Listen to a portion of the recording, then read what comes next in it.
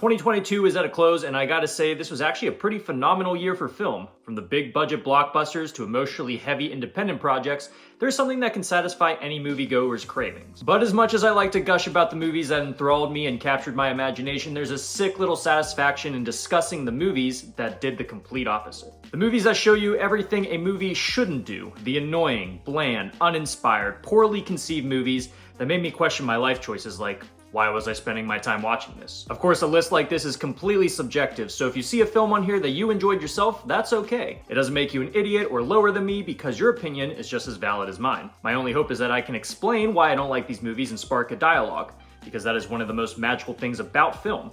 It's best enjoyed when there's something left to talk about after the credits roll. I'll have my top 10 films of the year video out very soon, but for now, these are my top 10 worst films of 2022. Some of them I've talked about at length on the channel, and I'll put links up here if you want to hear about those films further. First, let's talk about some honorable, or should I say dishonorable mentions, that just missed out on that bottom 10. We have Thor: Love and Thunder, one of the biggest craps of the bed I've seen from Marvel in years. Falling for Christmas, because this whole list would be filled with Hallmark-style Christmas movies if I gave them the time of day, and I have bigger fish to fry than this. Other films that underwhelmed me were Day Shift, The Unbearable Weight of Massive Talent, Sonic the Hedgehog 2, and Smile. Films that all have enough merits to just barely lift them out of the bottom 10. Alright, no more beating around the bush, let's kick things off with number 10. Biopics are very hit or miss for me, usually coming off as incredibly generic and surface level. Whenever a film about a historical figure comes around that tries to break that mold, it immediately grabs my attention. However, that does not guarantee it will be good, evident by number 10, Blonde. This is such a draining film to sit through, taking a pop culture icon and reducing her to her lowest moments in the most distasteful and lazy way possible. Ana de Armas can't even get a good performance in because all she's told to do is scream and cry for most of the film while she gets beaten and assaulted as she rolls through one traumatic experience after another. It gives Marilyn Monroe little strength or agency over her life, completely dehumanizing her to the point where I felt indifferent to her suffering because she's not portrayed as a realized character or human. The visuals may look nice, but often there's no real pattern to the changes in colors or aspect ratios. We definitely need more biopics to take chances, but if your mission is to torture the legacy of one of Hollywood's most iconic actresses, maybe just don't. I feel like I might get some hate for this one, but I did not care for The Gray Man. The Russo brothers haven't really sold me on their post-MCU career. While films like Cherry and Extraction had some decent elements, the Russos still seem to be working out their style. It's unfortunate if the style of The Gray Man is what they're settling on because, like the color in its name, this film is pretty dull. Its big-ass budget makes it clear that most of the focus was put on the action set pieces, yet they're still covered up by annoying shaky cam, smoke, and debris. The surefire sign of reliance on special effects while not even attempting to make these scenes feel grounded. When stuff isn't blowing up or getting shot, we're left with underwhelming and under-directed performances from some of the biggest names in Hollywood. These characters are so underdeveloped and underwritten that they could have been played by literally anyone, wasting the charisma of the top-billed stars. It's clear this film is trying to capture the same whip-crack energy of Shane Black or Edgar Wright, but it lacks the charm that makes those films special. And now we're getting a sequel and a series to follow the film. Great. I used to go to bat for the Russos a ton, but now I can't help but shake the feeling they peaked with the paintball episodes from Community. Sort of like horror movies, the superhero genre had a pretty rough year. Marvel stumbled their way through Phase 4 with the aforementioned Love and Thunder, although there were some bright spots from both Multiverse of Madness and Wakanda Forever. As for DC, they started the year off with a blast with The Batman, a film that I will be talking about in another video, hint hint. And with The Flash getting pushed and Batgirl getting cancelled, only one other live-action film was left to change the hierarchy of the DC. Okay, you know what? I'm tired of this joke. Black Adam sucked. For a film promising to change everything, this was such a soulless, joyless ego trip that gave us bad performances, terrible writing, and a final product that looks like it was made in a factory. This did little to play to Dwayne Johnson's strengths as an actor, diluting him to a dry piece of wood of a character. The side characters are much better, ranging from forgettable to pretty terrible. The action scenes are occasionally the bright spot, but they don't shine bright enough for how dim this film is. Throw in a generic story and an excessive runtime and you've got the making of a super duper stinker. Was this film really bad enough to kill the DCEU like many have said? Not really sure, but if this is what the future was hinging on, maybe the old reset button is for the best. Where the hell is Dino Time? Are dinosaurs even cool anymore? Have we dinosaured ourselves out dry?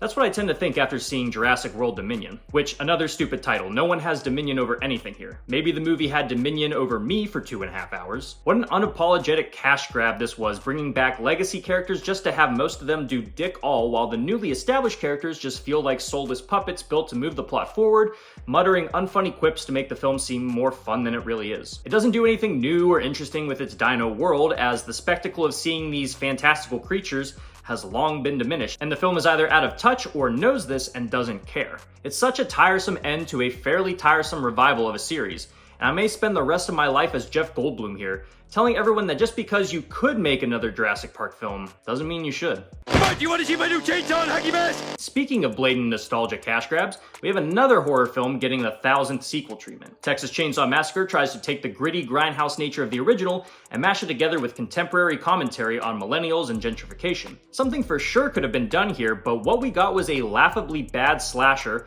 whose only saving grace is its use of gore. The characters are annoying chainsaw fodder, unlikable, and one note despite some decent performances backing them. The film even tries to inject a Laurie Strode character who's meant to be a badass getting her revenge on Leatherface, but it all just feels so forced and cliche. The weak spots in the writing are incredibly apparent, from the story conveniences to the dialogue. I feel like no one in Hollywood knows how to genuinely write millennials beyond what you would maybe find in a Ben Garrison comic. Try anything and you're canceled, bro. Mercifully, this film is fairly short and leads to, I kid you not, the funniest end scene I have seen all year.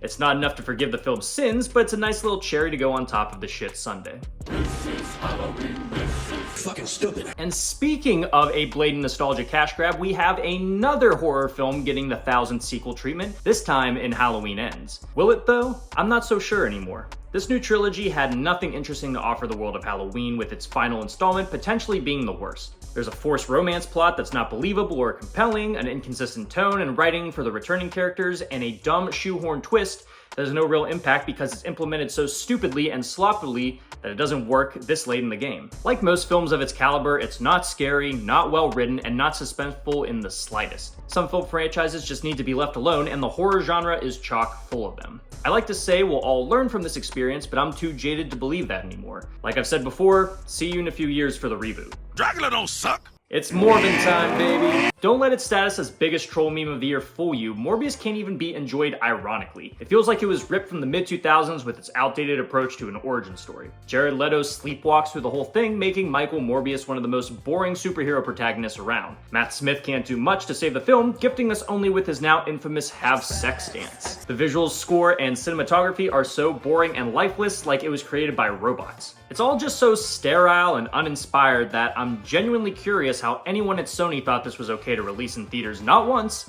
but twice. That's right, Sony got memed into thinking people gave a shit about this film enough that they had it bombed twice in theaters. Sony has not been able to figure out what the hell they're doing with their Spider-Man movies outside of Spider-Verse, and is that ever more apparent than in this film's end credit scenes. Possibly the worst piece of footage ever shoved at the end of a film. And yet somehow, this wasn't even the worst superhero film I saw this year. That, my friends, is number 3. Seymour! The house is on fire! Now, technically, I'm considering this a superhero movie based on how insistent the film was about it in its marketing. That film is Firestarter, and my god, the only thing this film started was making me fall asleep. This film is just so painfully boring. Its actors drag their feet through their dumb story about a family of mutants trying to stay alive, while the film doesn't even seem to know what genre it wants to be. It just meanders about, hoping it will figure out what it wants to be before it just ends, saying nothing and giving nothing but a searing headache. It's hard to even try to recollect what happened here, as I can only recall my eyes glazing over about a quarter of the way through. Don't make Stephen King adaptations just because you can. Zac Efron, fire your agent, and please, let's never talk about this film again. We need a new plague. Let me take you all back to early 2021. The pandemic was still in full swing, but I was lucky enough to find some steady work on film sets in the locations department. And shout out to that department, they've got to be one of the hardest working and undervalued departments on a set. Anyway, because it was still pandemic time, sets were taking a ton of precautions to keep the actors and crew safe. From doubling up on masks to daily testing, it made the already strenuous process of making a movie even more difficult. I had a lot of thoughts about what was going on, but you know what I wasn't thinking? Geesh, someone should make a movie about this. Well, apparently Judd Apatow did, and so he made The Bubble,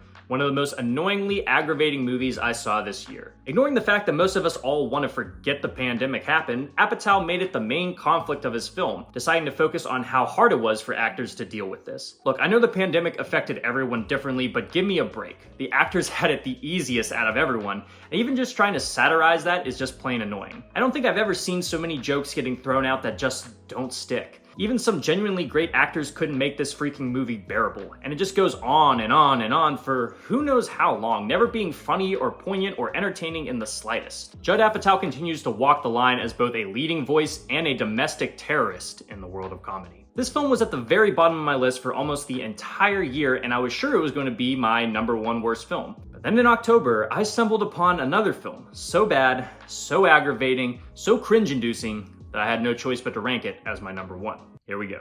It's time for the moment you've been waiting for. Out of all the cash grabs, all the misfires, all of the blatantly clueless films I saw this year, there's only one that can be king of this shit mountain.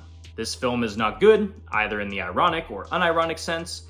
It's not good for a laugh or to show your friends late one night. It should just be left to rot and disappear from our memories. My friends, that film is Dashcam. You may not have heard of this film, and I'm so sorry I have to bring it to your attention, but heed my warning. Dashcam is such an annoying, unfunny, unscary, found footage film for countless reasons. The biggest of those being the protagonist, an obnoxious, thick-headed, child-brain, live-streaming, rapping conspiracy theorist who never shuts the fuck up. The first portion of this film is almost unwatchable because of how much it gives her room to be a cringy, forcibly edgy caricature of people I guess the director was trying to satirize. But just making your main character an insufferable asshole isn't enough to make them a suitable, unlikable protagonist. There still has to be something that makes them worth following, and it certainly isn't her rapping about sucking dick and yelling at service workers about having to wear a mask. Not a single thing she says is funny, and you'd think once the actual horror comes in, she'll shut up and get her comeuppance, right? Nope. Not at all, actually. She's still babbling like a middle schooler learning how to swear for the first time as she becomes entangled in an Uber ride from hell and demonic cult shenanigans. I'll give the film credit on some shots and uses of found footage, but man, was this one of the hardest films I've had to sit through, and I don't mean that as a compliment. Dashcam is annoying, cliche, absolutely grating, and is easily my worst film of 2022.